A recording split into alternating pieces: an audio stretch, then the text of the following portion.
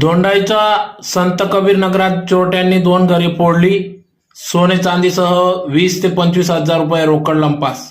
वृत्त असे की काल रात्री चोरट्यांनी संधी साधत संत कबीर नगरात राहुल प्रकाश गुमानी यांच्या ब्लॉक नंबर 2 घर नंबर 4 येथील घराचे कडी-कोंडा तोडून आत शिरकाव करीत 18 ग्रॅम सोने, ज्यात अंगठी, कानातले व त्यासोबत 7,500 रुपये रोकड चोरट्यांनी नेली. त्याचबरोबर शेजारी असलेल्या ब्लॉक नंबर 2 येथील घर नंबर 2 येथील अनिकेत गणेश गुमान यांच्या घरातून 15 ग्रॅम सोने, ज्यात प्रामुख्याने 1 तोळ्याचे कानसरे, 5 ग्रॅमचे अंगठी, 3 भार चांदीचे वाडे व 15,000 रुपये रोख चोरट्यांनी लंपास केले.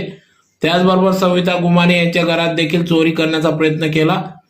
तर याबाबत सदर घटनेची माहिती मिळताच दोंडाच्या पोलीस पथक घटनास्थळी दाखल झाले होते. त्याचबरोबर श्वान पथक, ठसे तज्ञांना